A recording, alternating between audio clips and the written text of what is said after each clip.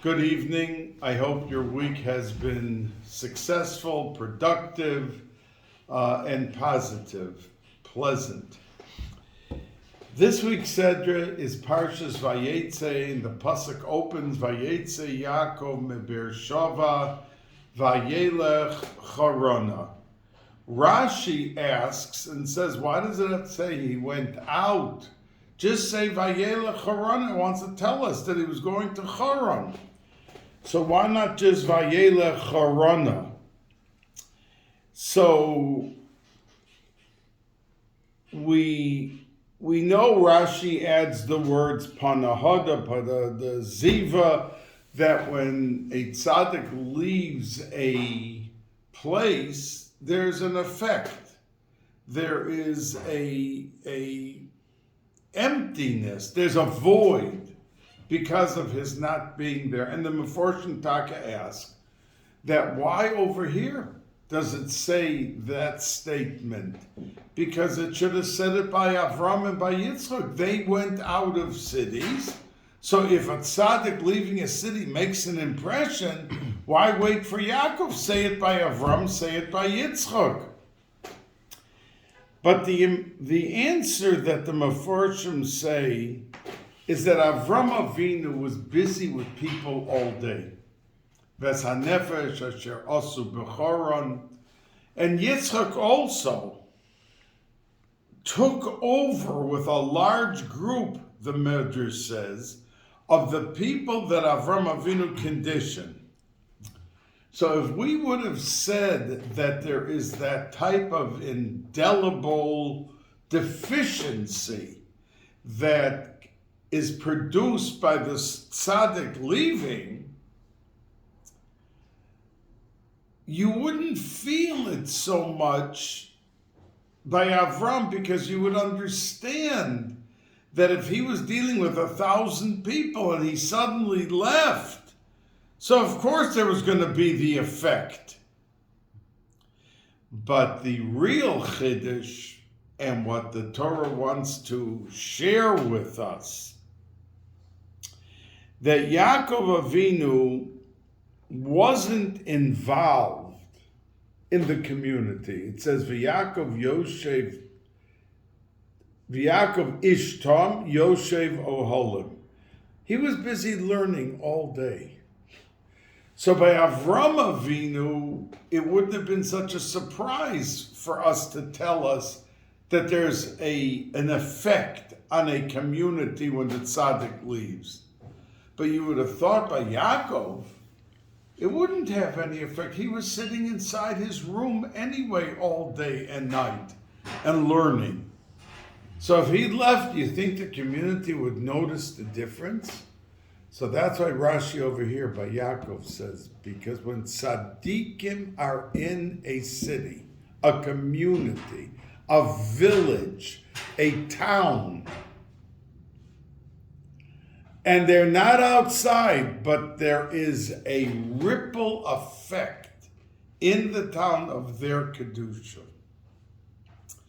So it has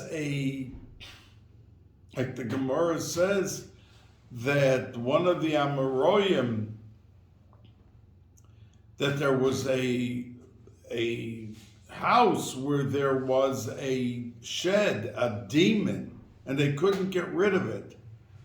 So I think it was Rav Chizda, when he came to the town, they made up, when Rava came to the town, that no one should invite him to stay by them.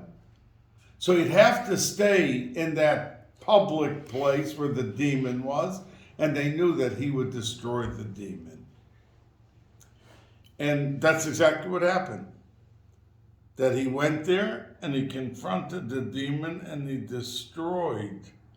But the Gemara ends up not so happy, because it says that the person who did this ended up dying, because he shouldn't have used a tzaddik to make sure.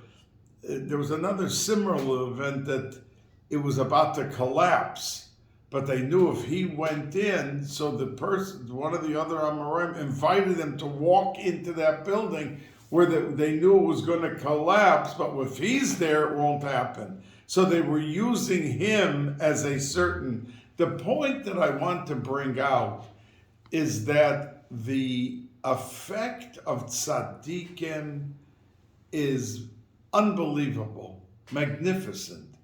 That a person could be, and that's why the pasuk says, Elef lamata, that there were 1,000 for in the parsha Matos when there was Nakama, the revenge for Midian because of what they did by the story of Pinchas. So it says that every single Shevet sent to that war 1,000. Elef lamata. But there's another translation, that even if a little boy becomes a Rebbe,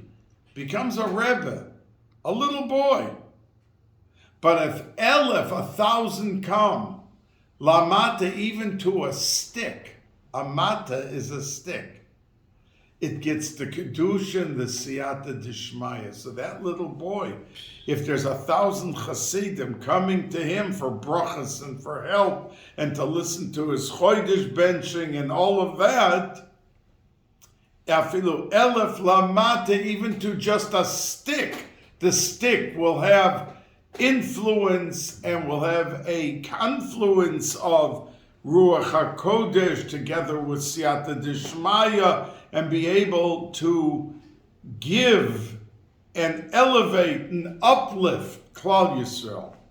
So when a tzaddik, even Nister, leaves a town, there's trouble. There's a missing factor in it when he leaves. And that's why it was said by Yaakov Aveeno. Now, we know that at the very beginning of the Sedra, it says when Yaakov went out, and it says, Vayeitzei Yaakov me Beersheva, he left Beersheva, Vayelech Harana, and he went to Haran.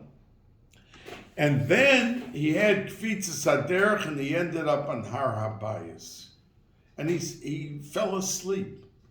All the stones wanted to be under his head, so they gathered into one large stone, because without unity, you can have the most holy high dreams, but it cannot enter into the realm of reality for you unless there's unity. When there's machloikis, it can't be. That's why it says that all the stones had to join into one. Because if it's not one, not unity, then there's a problem for Klal Yisrael. But the point that I want to bring out to you, that it says that Yaakov had dreamt and he saw a sulam, a ladder, and it was standing on the ground. Vehine vayachalom, vehine sulam mutzav arza.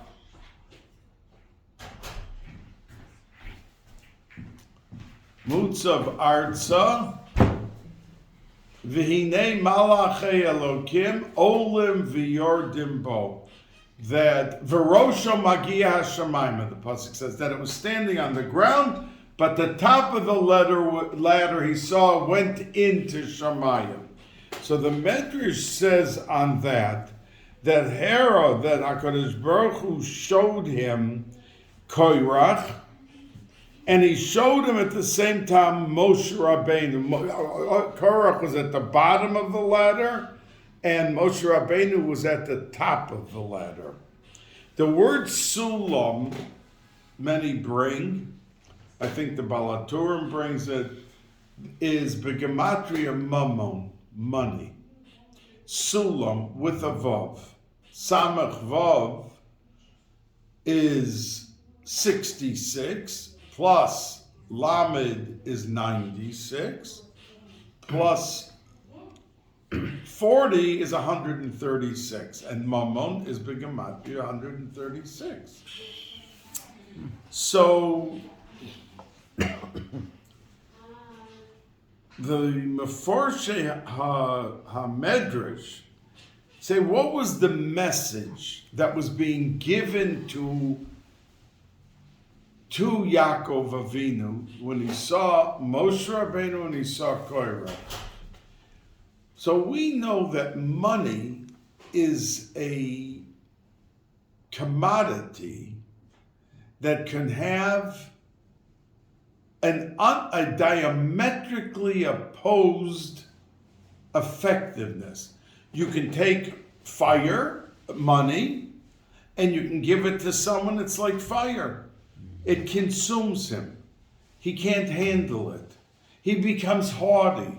He becomes independent. He doesn't need anyone. He's got all the money. That's his claim to fame. Moshe Rabbeinu was the most humble person, as the pasuk says. Yet when he chipped out the luchos, the pasuk says psolucha, and the Medrash says that Kodesh Baruch Hu says, as you're chipping out the sapphire, it was a sapphire worth probably $1 trillion because it was gigantic and it was heavy and it was one piece.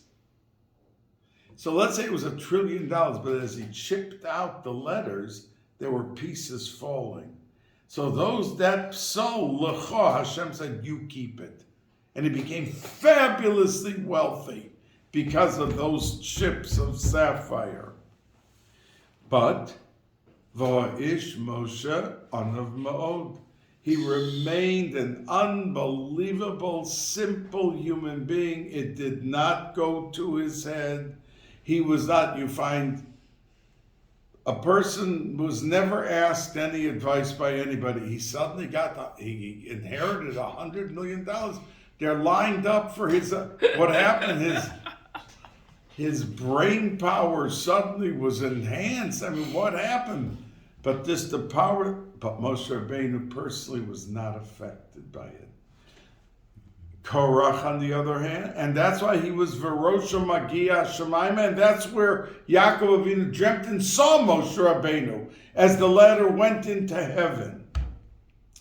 But Korach, and the Gemara says he was one of the richest people ever to live in past tense and in future, that ever will have been on the earth. And that was the ladder on the earth. And it brought him to a level of haughtiness that he thought he could challenge. It cost him his life. But what brought him to be so silly was the money. So we have to learn from it that, everyone says, oh, don't worry, if I had the money, everything would be, I'd be as humble, as nice, and everyone says that. But we all know people who became fabulously wealthy, and they didn't remain so simple and so humble. It's a big nisoyin. It's a much bigger nisoyin than being poverty-stricken. And Tzaddikim said that. It's not my own word. Because it inhibits your ability to be expansive. That means if somebody wakes up in the morning and he has $172 gas bill, he's a whole day worried. Are they going to turn off his gas? He doesn't have the money. But he won't come to haughtiness. That means he can't think expansively because he's so pressured. It's moichen dekatnis. But when a person has all the money, then already he becomes expansive, but he has to be able to rein in his treatment of people and be cautious how you're treating people and how you're dealing with people, because that expansiveness can go crazy, can go out of order. Now, we find that Yaakov Aveeno, he went to Lavan, the brother of his mother Rivka, to find a shidduch, to move on in life. But when he left his father's house, he went first to Shem Ve'ever. to the yeshiva. And he learned there for 14 years. And that's why the pasuk says, Vayishka b'makom ahu, when he got to Har Bais, he slept there. But he didn't sleep the 14 years when he was by Shem Ve'ever. It means he was learning day and night. So the Mefarshim are curious. He was learning the whole time in his father's house. So why, when he left his father's house, did he have to go to the yeshiva of Shem Ve'ever? It wasn't like he was not learning and he was doing whatever he was doing. So now he's leaving and he's moving on in life. He's going to go to sit down and he's going to learn seriously and fervently and every day, every night. But he learned by his father. So if he learned by his father, why did he have to go now to another yeshiva, Shem Ve'ever? So the Mefarshim say because when he learned, it was Torah from a perspective of Yaakov with Yitzchak, and that was pure, and it was undiluted, and it was not compromised. But he was coming now to a Lavan, the used car salesman, with all the deceit and with all the trickery. And he didn't learn Torah in that atmosphere by his father. Now Shem was the son of Noach, and he lived through the Mabul. He saw a whole world disappear. And he saw the immorality, he saw the stealing, he saw what was going on. So he was a tzaddik, and he learned Torah also. But it was Torah in the middle of the turmoil. It was a different type of Torah. It was Torah, but it was with the trimmings of a different world than Yaakov learned by Yitzchak. That wasn't the atmosphere of Yaakov's learning. It was pure. But Shem achieved and was with being in the midst of the sea of immorality and everything. And then Aver later continued the yeshiva, and he lived through the Dor HaFlaga, that they wanted to fight with HaKadosh Baruch Hu. It got so mighty, and they were developing buildings. They were building great structures and everything else. And they thought it came to a point that they were so productive and original, they can take on HaKadosh Baruch Hu. So Aver's yeshiva was in the midst of the communism, the fascism, the socialism, all of the isms.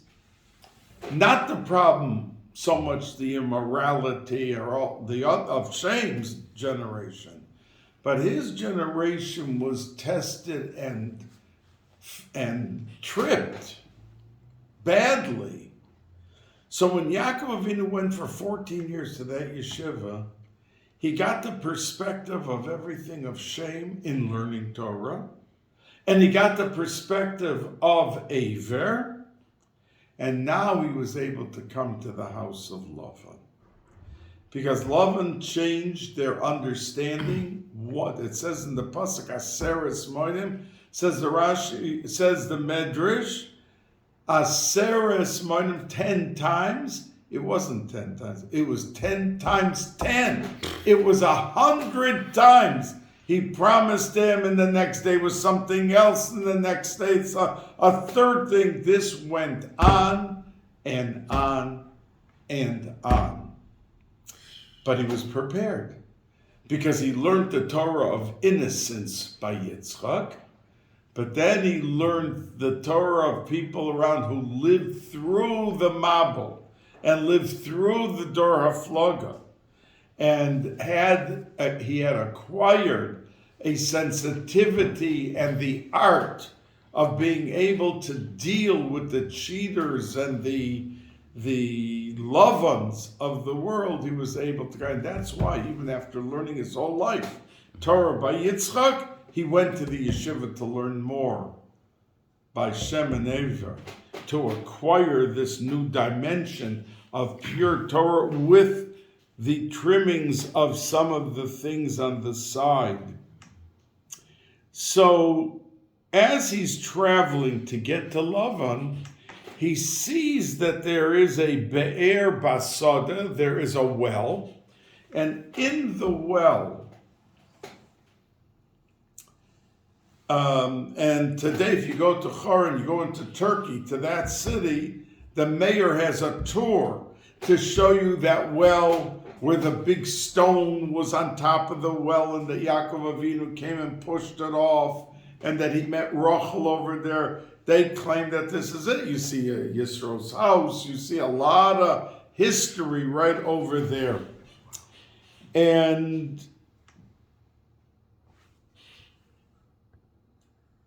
it says that when he got to the well, there was a group of royim, of shepherds, and they were able to give to drink their cattle from that well.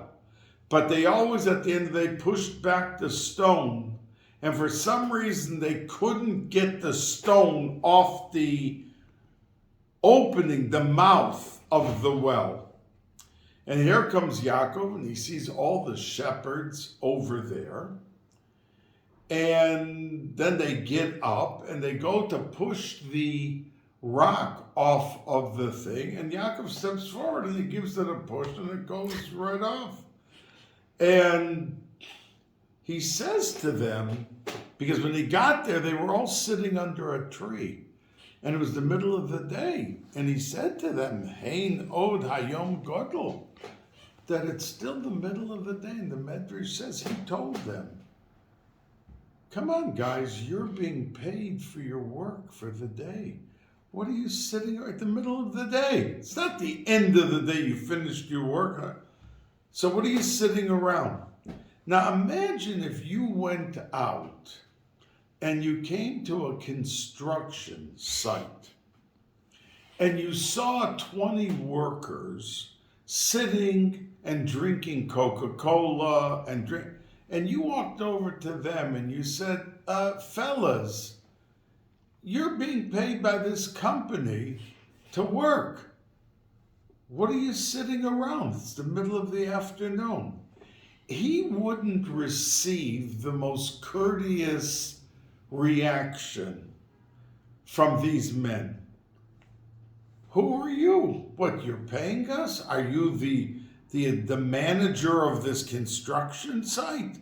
What are you telling us about whether we're working or we're not working? What kind of business is that? And there wouldn't be such a warm welcome or response. But interestingly, Mefarshim say that the first word of the pasuk is the key. Because he came to them and he looked at them and he says, Achai, me'ayin atem, my dear brethren, from where are you? That means you can embark on the most difficult mission, worthy mission. But it has in its mission, you're starting off with a criticism. In other words, he was asking them, why are you sitting around? Now, a normal reaction would have been, mind your own business. But they didn't answer that. Why? Because he opened up, Achai, my dear brethren.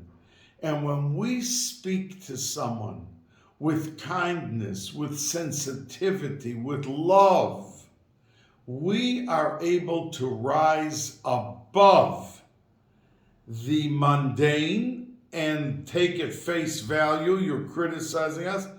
It connects the people because of the love factor.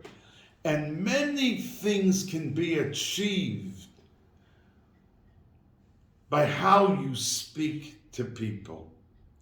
Many times in school, if a parent asks me, the child's this, that, this is what I told them. that even if you see the word, you're very upset. Convey love, and then you're already breaking the ice. And likely, if the love is strong enough and sincere enough, you'll be able to get to the child. And have the child acquiesce, have the child do what you want or understand what you want. But when we speak sharply or strongly, we're already starting a defensive mechanism to go off, not to do what you want and not to respond what you want. And that's why Yaakov Aveeno had such success in unlocking their minds to how they normally, humanly would have reacted. Now, you know, in this Sedra, all the Shivtei Ka except for Binyamin are born. And every Shevet, every male, Reuven, Shimon, Levi, they all were born with a twin, a girl, who became their wife, because it was before Matan Torah. Binyamin was born with two twins.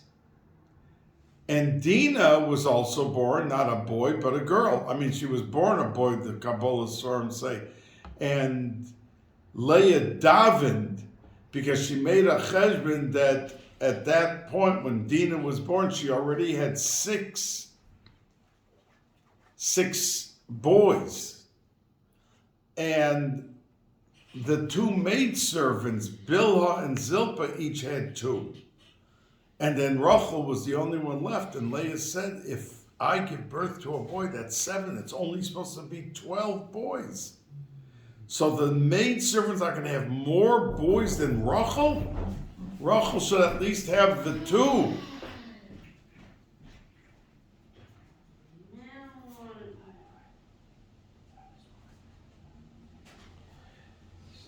So she davened that the boy that was in her womb became a girl, and it became Dinah. So there were a total of 26 children. The 12 boys, Dinah is 13, and each was born with the thing. And Binyamin with 2 girls. So it's a total of 26 children that they had. And it's all in our parsha that this happened. So when Leah knew that there'd be 12 and there were 4 wives, she thought that everyone was going to end up with 3 boys. But when she gave birth to Yehuda,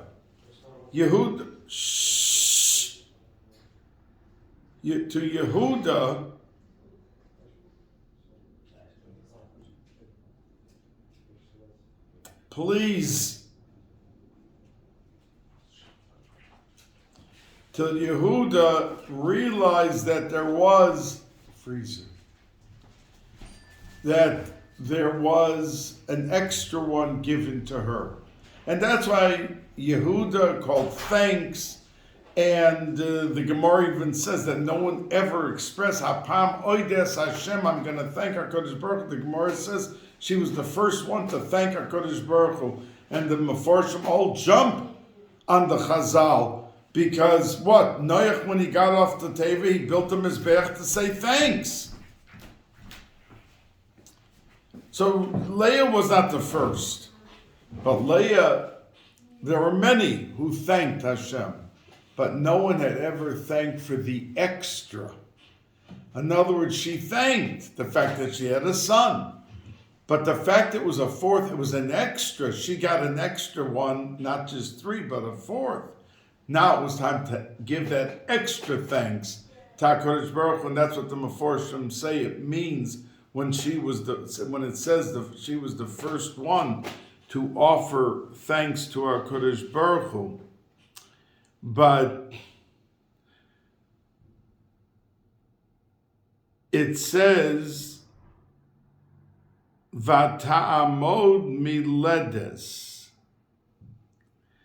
that after she gave birth to Yehuda, it says she stopped giving birth. There was a pause. And at that point, Rachel came to Avram and said, take Bilhah, my maidservant, and maybe you'll have a child with her, and I will build from that child from me. Now, the fact is that even if Bilhah gave birth, which she did, but we can't say it was from Rachel because she didn't give birth to the child. But we see a very interesting yesod over here. And that's what Rachel was really saying. That, true, I won't be the physical mother of the child, but in bringing up the child, that's a second thing. There's giving birth to the child, and then there's bringing up the child, bathing the child, feeding the child, clothing the child, doing everything that a mother does for a child. And that's what she meant when she says Iboneh, that she will build from there. And we asked, she didn't give birth though, but the answer is that you don't have to give birth to be able to have the nachas and the schos of bringing into the world a wholesome individual who can be productive, and because of your teaching and your fine-tuning the child and his attitudes and his edelkeit and everything he's doing, that you can be equal. She brought the child into the world, and you produce the product that's going to benefit the world. Now we find by David HaMelech, when he came back from war, it says that he danced in front of the Aron. And all of the Amosim, all of his maidservants were out. And Michal Bashol, his wife, said to him, "What are you doing? You're the king. The king in front of maidservants dances, even if he was dancing in front of the Aron." So he answered and said, because the word for maidservants is amosav. He answered and said the same letters, but they are emos. They are mothers. Because these maidservants are not just busy, as Michal said, the Medrash, she said, they're busy diapering, they're busy with children. These are women who are shaping and molding the attitudes of these children. They're feeding the children, they're keeping them alive, they're keeping them clean, they're keeping them part of society, they're part of Klal Yisrael. And that's why it says that Michal, who put down and called these women maidservants in a derogatory way, never had children ad Yom Mosa, until the day of her death. And the Tanakh, the Pasuk says, she didn't give birth till the day of her death, till she was nifter. But on the day of her death, she gave birth. But she never was zoichet to bring up the child. The child lived, but was never able to diaper and to feed because she put down these women who were doing that. That's what Chazal say about Michal Bashol, who was a tremendous tzaddikus, but she misspoke. And we have to learn that we have to refine our speech in a moment of anger, or people use slang or dirty words to bring out. The Arizal says that if somebody uses dirty language, nivel peh, you should know that there is two brisin. There's the bris hamor, that means our actual bris, and there is the bris haloshen. So if somebody is menabel and uses bad language, which means he defies his bris, it's a siman he's tameh with the bris haloshen, and vice versa. That if you hear him using his mouth for bad language, then it's a siman that he is not a kadosh, but he is a tameh. And his private actions that he thinks nobody sees and no one knows, it has an effect, terrible effect on his neshama. So he says, so we have to be careful how we express ourselves, because it comes back to haunt us. And in the good, when we are positive, we are inclusive, we are loving, we're sensitive, the sky is the limit. We can have tremendous influence on the other person as we deal with them. Now,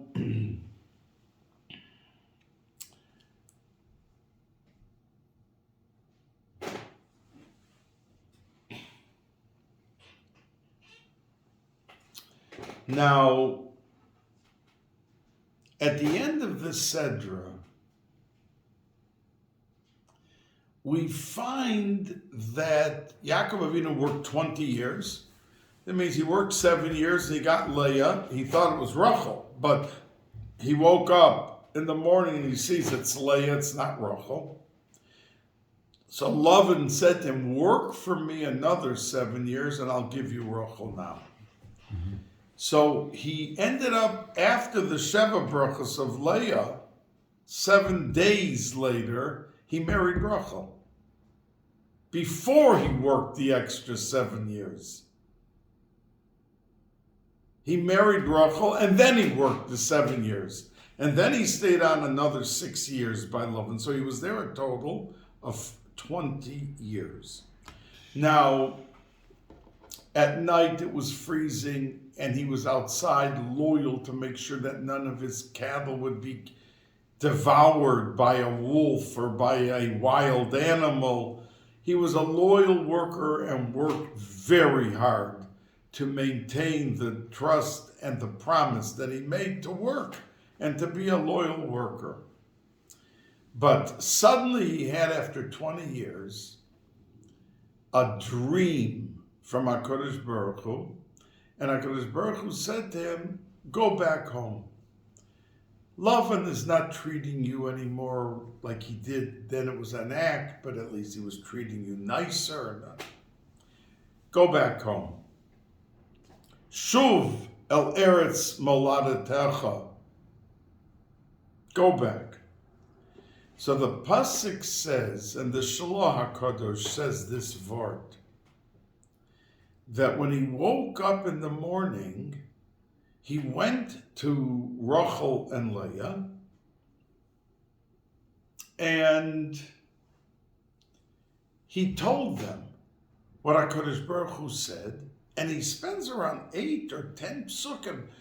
You know, I worked so loyally for your father, and look how he dealt with me, and he tricked me 100 times on our understanding, and he goes into a whole thing. Now, if you or I had a dream, and we knew it wasn't a foolish dream, but it was Mamash HaKadosh Baruch Hu talking to us, and we knew it for a fact, not like the way people fool themselves. Oh, I think the dream was telling me this, I think it meant that. When they become a kadosh or a tzaddik gomer, then they can say what their dreams meant. Otherwise, as the Gemara says, 99% of them are shtusim and they don't really have any bearing. But if, let's say, we knew we had a dream and HaKadosh Baruch Hu came to us, would we get up and run and shout, Hashem came to me at night and told me to go back, pack the car, pack the wagons, or we're going? But he didn't do that. He went over to Rachel and Leah, and he told them, Hashem said to me, and then he goes to justify, and you know why he's leaving. You know how your father treated me. 8 psukim. Why? Hashem told him, do you need more than that? Says the Shalach HaKadosh, from this we learn that even if HaKadosh Baruch Hu himself comes to you, you have to treat the people you are with as proper, courteous human beings. Not to get up and say, quick, take your stuff up. I'm not asking you, Hashem told me. But to go over to them like their opinion means something and ask sincerely and properly and deal with the human, even when you know you have to do something and you know that this is the right thing to do. But we can't forget that we are living in a world with people who have feelings and have a heart, and their day is made or broken how you speak to them. You say something insulting, their day is out the window. They're dejected, they're depressed, they're crying, whatever you did to them. You say a good morning, you have the ability today to carry the day and make the difference for hundreds who you're going to see.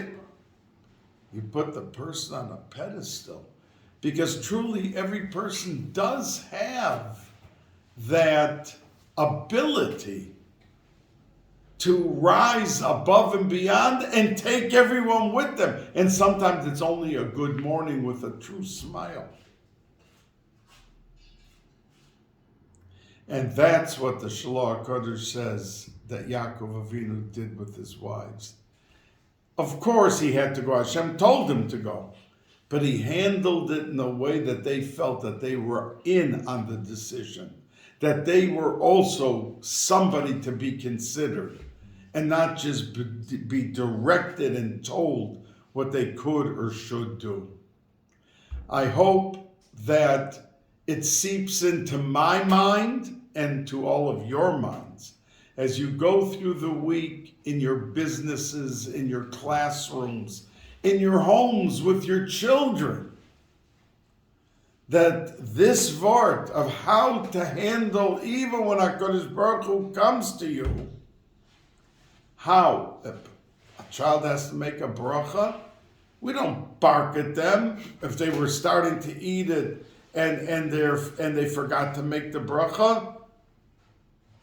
We have to do it in a way that they're going to want and love to make the bracha themselves.